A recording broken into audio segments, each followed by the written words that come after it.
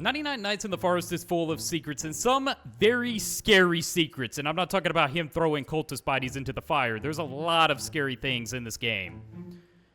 Yeah, one of the scary things is I'm about to starve to death. Well, despite the survivalness, you know, starving to death, getting eaten by the deer, the cultists attacking, I mean, but there's a lot of other scarier stuff too, especially surrounding the cultists and some of the things you can find based around the cultists. Like, trust me, this game can get dark, and there could be some scary things that maybe you didn't even know were in the game as a new player or even a long-term player, because some of this stuff just doesn't spawn.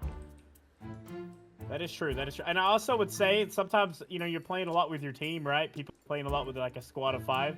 If you play this game solo at night or something, I promise you, a lot of these secrets, pretty much a lot of the game is going to be pretty scary. I've done a few like solo runs at night, and like, so anyone in the comments section wants to be like, that's not really a scary secret. I play the game alone at night, dude. Trust me.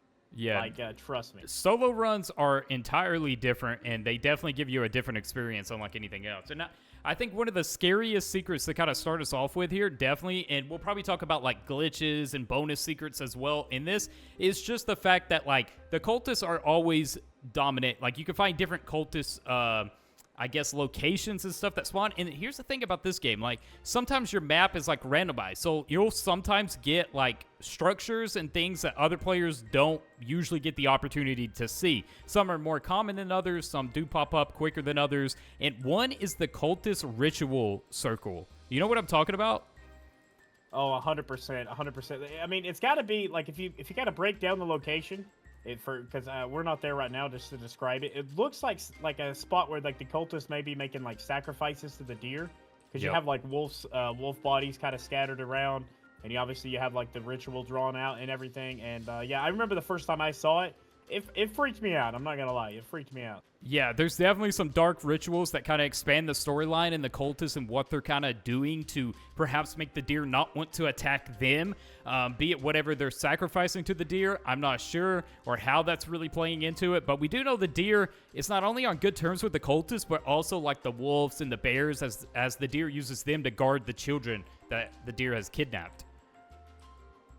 Yeah, that is true. It does. So there's got to be some sort of tie there to the deer as well. Well, maybe, I don't know. I mean, you could dive into that, really. I don't know if that's something we want to do today, where you could say like the collars that are on the guard dogs and the guard bears, maybe some sort of control element. I don't know. But yeah, I don't know if that's something we want to 100% dive into.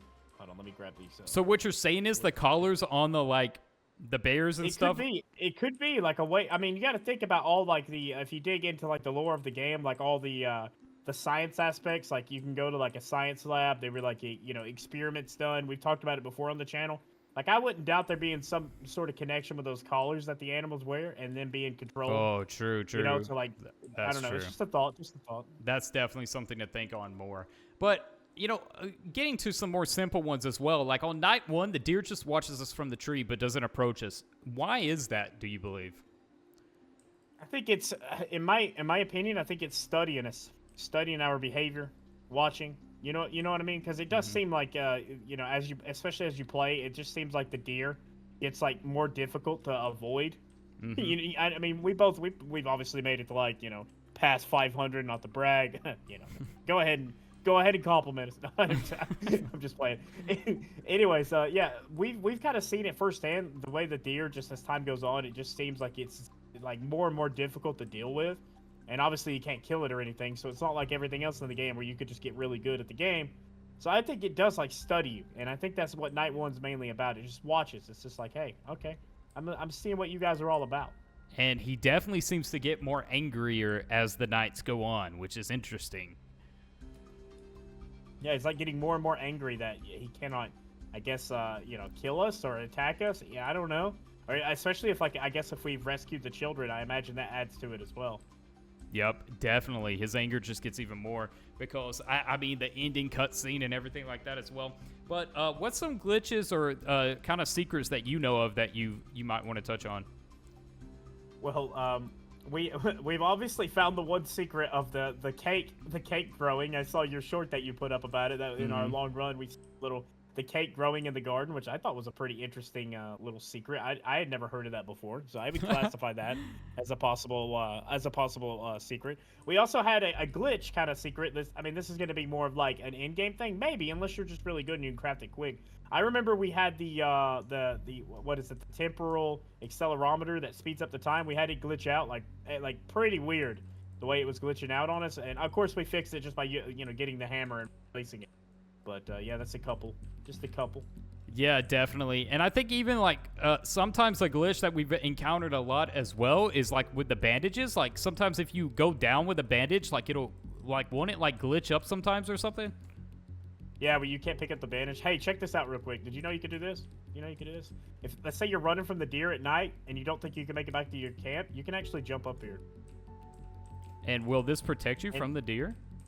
I haven't tested it in theory, but I'm pretty sure it will. I've just been too scared. Come over here to this side of the tree. And Yep. Oh my God, you can get even higher.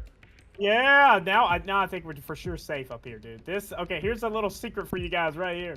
Oh yeah, so like if you're running from the deer at night, I mean, yeah, it's gonna be scary. It's gonna be really scary, but you can like just sit up here in the tree, and I don't think the deer can get you up here.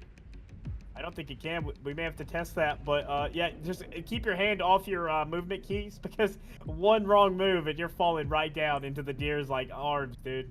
Yeah, and look at this tree. This is like 2 trees. So like these big trees, if they spawn like really close to each other, I wonder like if you could just get even high. Oh my God. Oh, dude. Oh.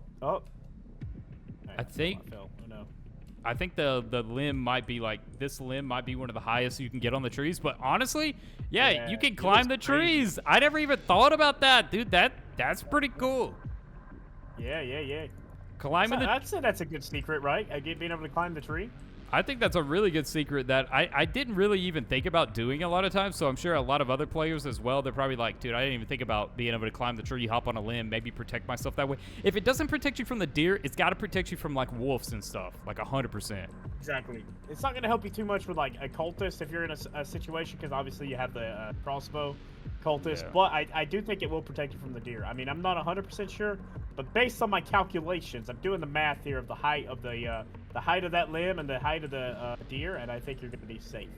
Yeah, I mean, obviously we'd need to kind of like test it a little bit more, but it's definitely something to kind of mention that might help some players as well.